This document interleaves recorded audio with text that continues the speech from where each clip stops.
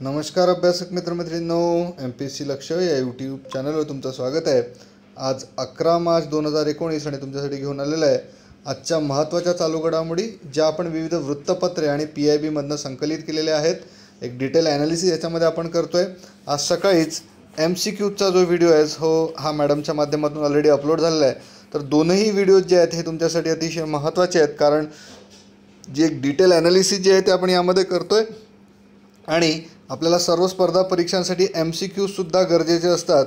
हे MCQजमध्ये इतरसुद्धा इन्फॉर्मेशन जी आहे ती कवर केलेली असते, जी या वृत्तपत्रांमध्ये छापून आलेली नसते। त्यामुळे त्याचा तुम्हाला एक भरपूर फायदा हा यामध्ये होऊ शकतो। तुम्ही मला अनअकॅडमीवरती सुद्धा फॉलो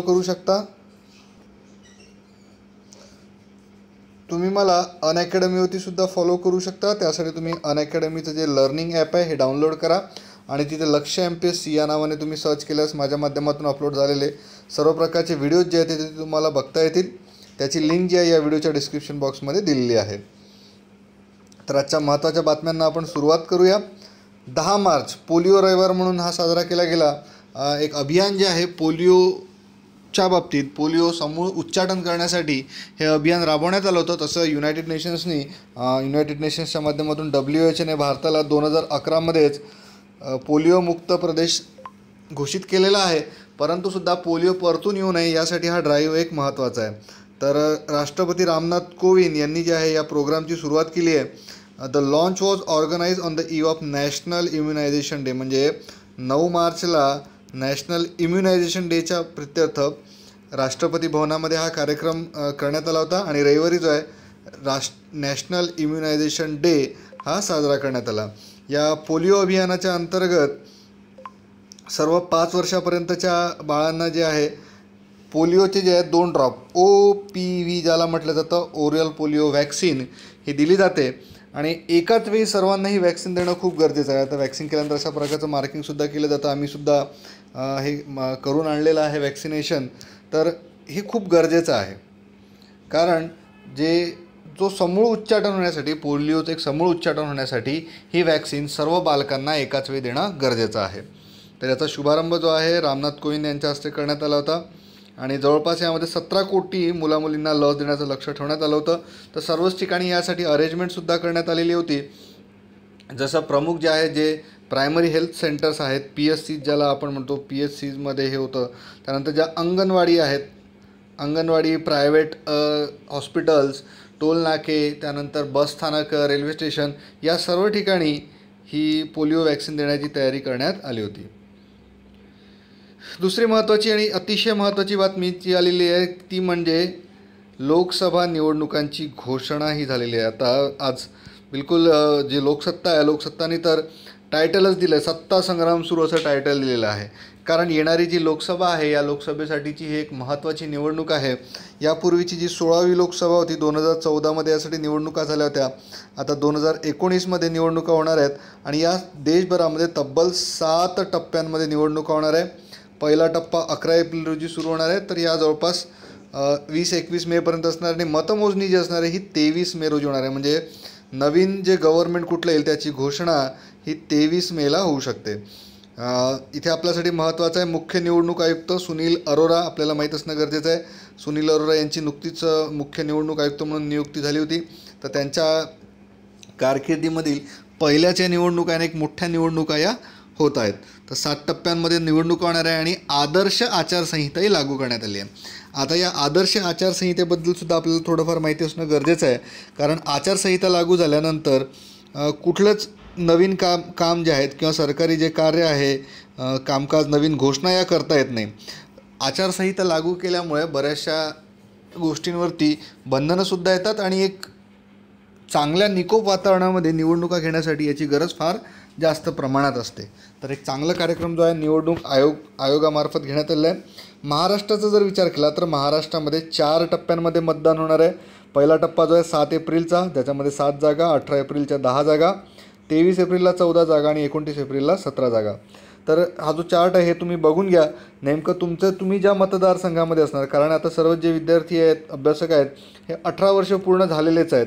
तर मतदान जे आहे हे तुमचं एक अधिकार तर आहेच, पण एक आद्य कर्तव्यसुद्धा आहे, जेणेकरून भारताला एक चांगलं प्रशासन नेमून देण्यासाठी जी संसद निवडून येण्यासाठी आपण आपला मतदानाचा अधिकार हा राबवणं खूप गरजेचं आहे। या लोकसभा मतदानासोबतच 4 राज्यांमध्ये विधानसभांच्या निवडणुकासुद्धा होणार आहे, ज्यामध्ये आंध्र प्रदेश, ओडिशा, अरुणाचल प्रदेश आणि सिक्कीम। मात्र एक महत्त्वाची बाब म्हणजे जम्मू आणि काश्मीर। जम्मू व काश्मीरसाठी या निवडणुकांची घोषणा करण्यात आली नाही। जम्मू काश्मीरमध्ये सुद्धा आपल्याला माहिती आहे सरकार तर नोव्हेंबरमध्येच बरखास्त करण्यात आलं होतं, विधानसभा बरखास्त करण्यात आलेली आहे। परंतु काश्मीरमध्ये ज्या दहशतवादी कृत्य चालू आहे याचं कारण देऊन निवडणूक आयोगाने काश्मीरच्या निवडणुका ज्या आहेत त्या अजूनही डिक्लेअर केलेल्या नाहीत। तुम्ही आपलं चॅनल MPSC लक्ष आतापर्यंत सबस्क्राईब केलं नसेल तर सबस्क्राईब करा, सोबत बेलचे आयकॉनसुद्धा क्लिक करा आणि व्हिडिओला लगेच लाईक करा। तुमचे जे लाईक्स आणि शेअर्स जे आहेत याच माध्यमातून तुम्ही आमचं मनोबल वाढवू शकता। जास्तीत जास्त विद्यार्थ्यांसोबत हा शेअरसुद्धा करा, त्यामुळे कसं होईल की जास्तीत जास्त विद्यार्थ्यांपर्यंत हा व्हिडिओ पोहोचून त्यांना या माध्यमातून डेली करंट अफेअर्सची मदतही होईल। तुम्हाला या व्हिडिओच्या ज्या PDF फाईल आहे ती या व्हिडिओच्या डिस्क्रिप्शनमध्ये त्याची लिंकसुद्धा मिळेल आणि तुम्ही टेलिग्रामवरती सुद्धा या PDF फाईल डाउनलोड करू शकता। बघूया पुढील बातमी म्हणजे पंतप्रधान नरेंद्र मोदी जे आहेत यांनी हिंसाचार खपून घेणार नाही असे ग्वाही दिली आणि हे होतं CISFचा 50वा स्थापना दिनानिमित्त। CISF central industrial security force ज्याला म्हटलं जातं, तर CISFचा 50वा स्थापना दिन काल साजरा करण्यात आला।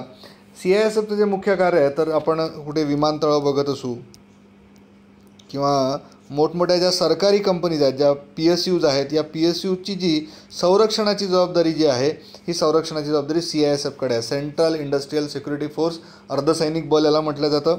तर हे केंद्रीय औद्योगिक सुरक्षा दलाच्या 50व्या स्थापनेनिमित्त पंतप्रधान नरेंद्र मोदी होते आणि त्यांनी या बाबतीमध्ये वक्तव्य जे आहे हे इथे केलेलं आहे। तर आपल्यासाठी महत्त्वाचं आहे माहिती असणं CISFच्या बाबतीमध्ये। क्रीडा क्षेत्रातील बातम्या।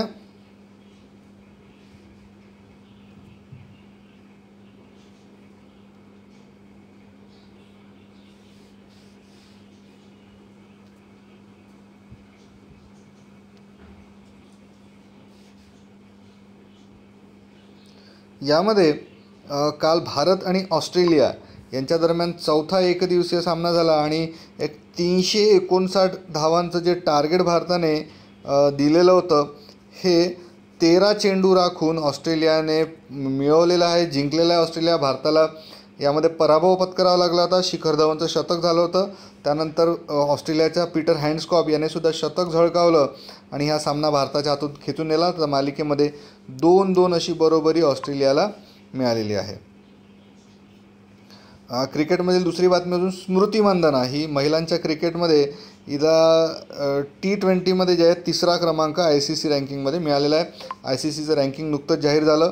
आता भारत आणि इंग्लंड यांच्यासोबतची जी 3 सामन्यांची सिरीज होती ही भारताने 3-0 अशी गमावलेली आहे, पण या सामन्यांमध्ये चांगला खेळ तिने केला होता। त्या 3 सामन्यांमध्ये 72 धावा स्मृती मंधानाने मिळवल्या होत्या, त्यामुळे तिची आगेकूच या क्रमवारीमध्ये झाली आणि ती 3rd रँकवरती सध्या आता आलेली आहे।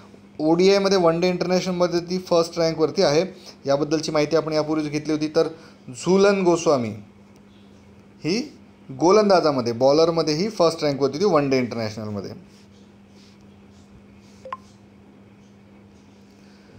त्यानंतरची बातमी ही एअर इथिओपियाचं विमान जे आहे हे कोसळले आणि त्यामध्ये तब्बल 157 प्रवाशांचा मृत्यू झाला आहे। या मृतांमध्ये 4 भारतीयांचा सुद्धा समावेश आहे।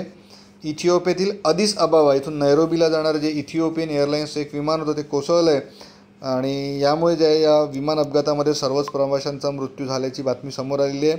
हे विमान सकाळी 8:30 वाजता अदिस अबाबा इथून निघालं होतं आणि अवघ्या 6 मिनिटातच त्याचा संपर्क तुटला आणि हे जे आहे विमान कोसळलेलं आहे। PIBच्या माध्यमातून घेतलेली पुणे येथे निसर्गग्राम प्रोजेक्ट याचा सुरुवात करण्यात आली आहे।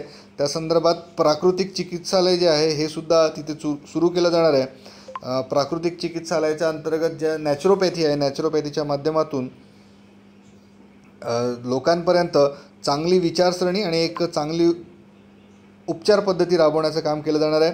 याबद्दलचं आयुष मंत्री श्रीपाद येसो नाईक यांनी अति आवश्यकता असल्याचं याबद्दलचं सांगितलेलं आहे। तर यामध्ये आयुष मंत्रालयाद्वारे पुणे येथे राष्ट्रीय प्राकृतिक चिकित्सा संस्थान आणि निसर्ग ग्राम प्रोजेक्ट याचा समारोह करण्यात आला, याची शिलान्यास ठेवण्यात आला। 10 मार्चला हा कार्यक्रम संपन्न झाला। यामध्ये जे आहे श्रीपाद येसो नाईक हे आयुष मंत्रालयाचे मंत्री आहेत, तर हे उपस्थित होते। याचं उद्घाटन इथे करण्यात आलेलं आहे, ज्यामध्ये या कार्यक्रमामध्ये